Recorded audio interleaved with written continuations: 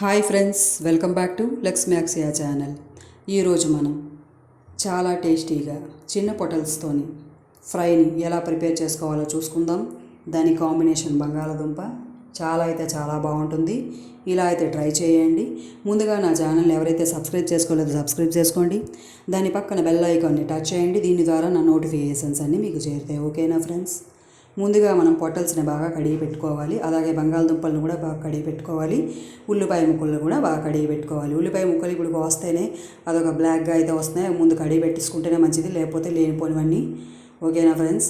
ముందుగా అయితే స్టవ్ అయితే వెలిగించుకొని కడాయి అయితే పెట్టుకొని కడాయి బాగా వేడైన తర్వాత ఆయిల్ని అయితే పోసుకుందాం. ఆయిల్ పోసుకున్న తర్వాత ఆయిల్ బాగా వేడైన తర్వాత ఒక్కొక్కటిగా పోపు సామాన్లు అయితే యాడ్ చేసుకుందాం. ముందుగా అయితే జీలకర్రని అయితే యాడ్ చేసుకుందాం. నెక్స్ట్ కొంచెం మినప్పప్పుని అయితే యాడ్ చేసుకుందాం. నెక్స్ట్ కొంచెం కరివేపాకుని అయితే యాడ్ చేసుకుందాం. నెక్స్ట్ కొన్ని ఒక 2 మిర్చీలు అయితే అయిపోతుంది. రెడ్ మిర్చి ఇవి చిన్నగా ముక్కలుగా యాడ్ చేసుకుందాం. చివరగా అయితే ఆవాలు అయితే యాడ్ చేసుకుందాం. ముందుగా ఆవాలు యాడ్ చేసుకుంటే ఆవాలు చిటపటలాడితే ఎగురుతూ ఉంటాయి.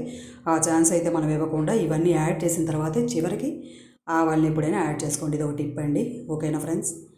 ఇందులో చిటికెడు పసుపును అయితే యాడ్ చేసుకుందాం. మనం ఆయిల్లోనే పసుపు యాడ్ చేసేసుకుంటే మనకి ఈజీగా కలుపుకున్నప్పుడు ముక్కలన్నిటికీ బాగా పడుతుంది. ఓకేనా ఫ్రెండ్స్? ఈ పొటల్స్, బంగాళాదుంప, ఉల్లిపాయ ముక్కలన్నీ 3ను కలిపి ఒక్కసారి వేసేసుకోవచ్చు. ఒక్కొక్కటిగా కాకుండా ఇలా అయితే చాలా వేరంగా ఈజీగా అయితే అయిపోతుంది. చాలా బాగుంటుంది.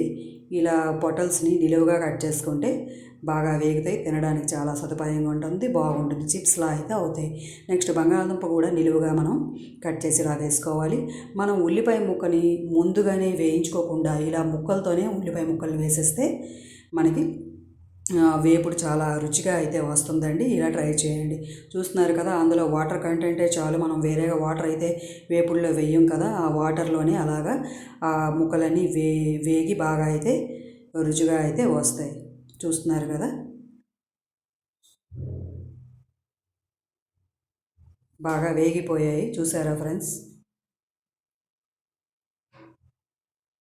ఇలా మనం కలుపుకుంటూ ఉండాలి. బాగా అయితే వేగిపోయాయి.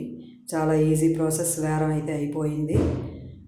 ఎవరైనా గెస్ట్లు కానీ ఎవరు కానీ వస్తే మనం వేరంగా ఇలా చేసి పెట్టి ఇచ్చేయవచ్చు, వాళ్ళకి సర్వ్ చేయవచ్చు. చాలా ఇష్టంగా అయితే తింటారు. సరిపడా కారం అయితే వేసుకుందాం.